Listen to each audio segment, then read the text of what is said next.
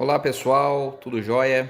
Aqui quem fala com vocês é o professor Wander e vamos para mais um vídeo sobre a situação de aprendizagem 4, a dinâmica populacional na Europa, na Ásia e na Oceania. Já fizemos análise dos mapas, fizemos uma análise sobre o conceito de populoso, o conceito de povoado, Populoso, um país que tem um grande número de habitantes, povoado, um país em que a população está bem distribuída pelo seu território. Falamos sobre esses conceitos populacionais, levantamos casos referentes ao que é a expectativa de vida, que é a esperança de vida ao nascer, taxa de natalidade, taxa de mortalidade. Taxa de natalidade é número de nascimentos durante um período, geralmente um ano, taxa de mortalidade, número de óbitos, crescimento vegetativo, que é o crescimento natural da população, e vamos dar continuidade à situação de aprendizagem 4, falando sobre a transição demográfica. Então, o termo transição, quando usamos essa palavra e analisamos ela como um todo, percebemos que a transição é a mudança, a mudança demográfica. O termo demográfico sempre referente à população. Então, vamos falar um pouco sobre a transição demográfica, a mudança que a população teve nesses últimos anos, principalmente nesse último século, referente a características. Quando a gente fala dessa mudança populacional, galera, a gente tem que enfatizar o quê?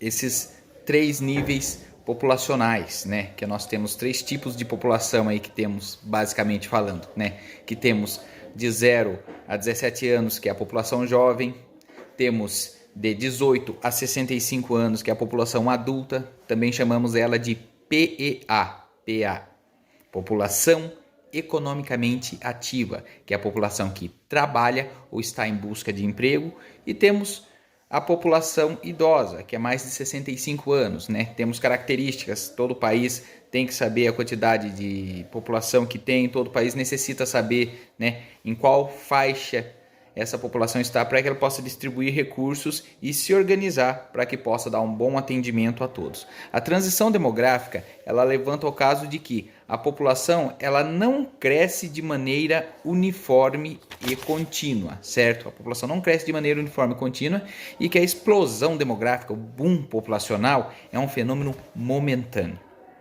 certo?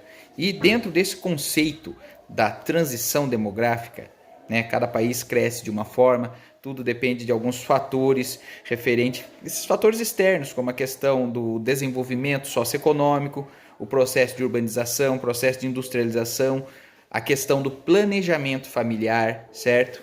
E a transição demográfica, ela possui as suas fases, A primeira fase é a pré-transição, onde eu tenho uma taxa de natalidade alta e tenho também uma taxa de mortalidade alta. Então, o que acontece?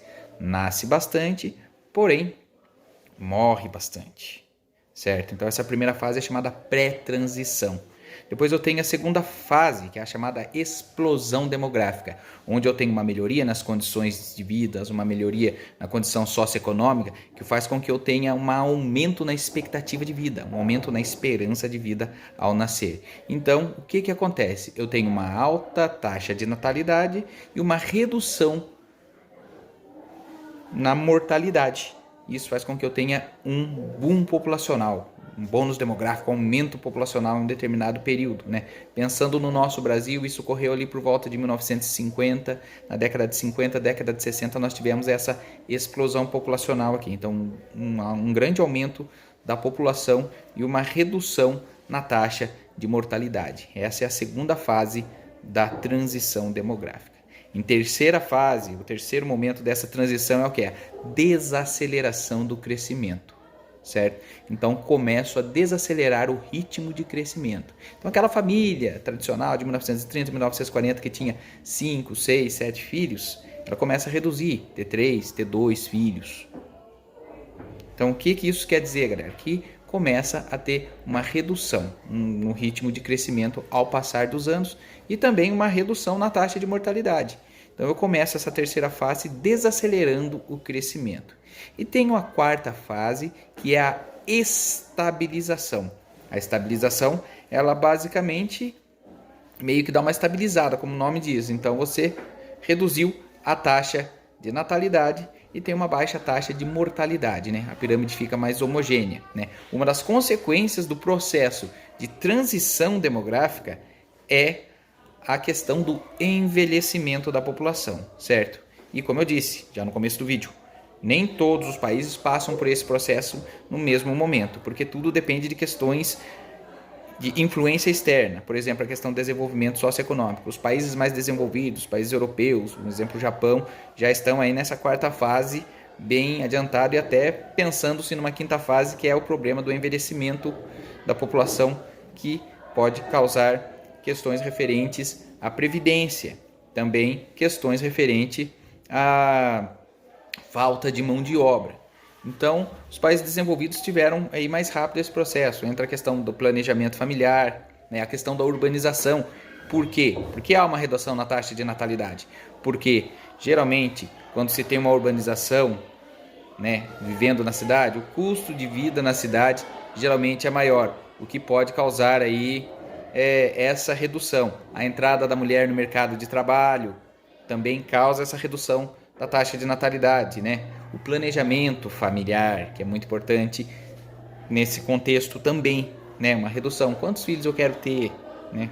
Esse processo ele faz com que haja essa redução nessa análise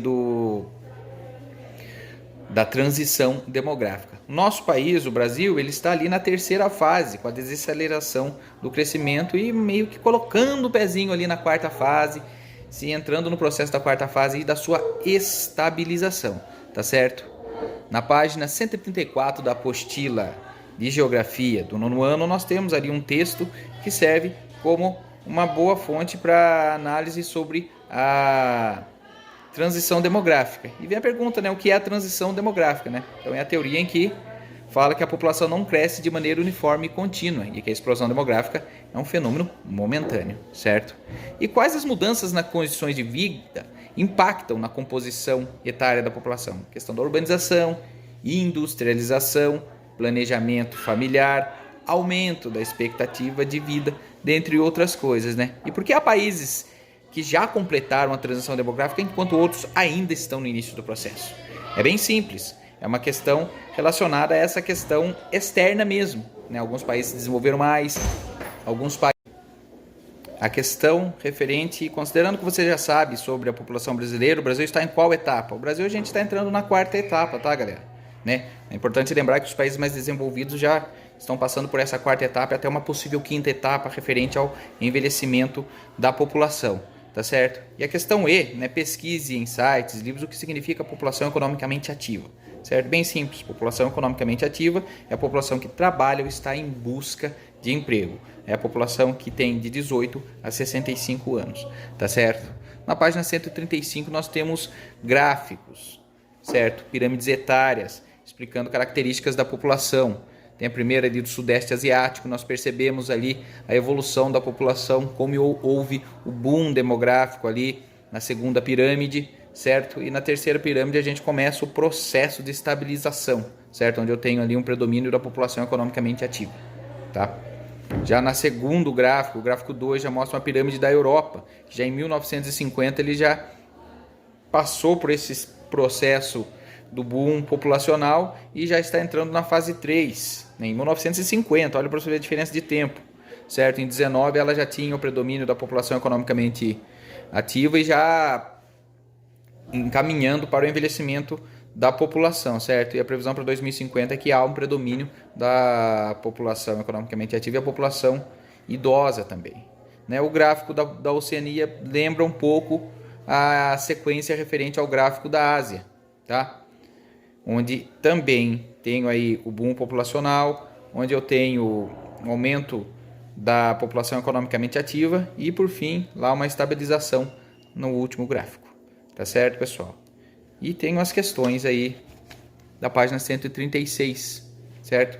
Com base no que nós falamos, com base nas projeções.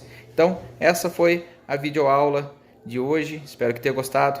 Deixa um like no vídeo, segue o canal para que a gente possa postar mais material. Forte abraço!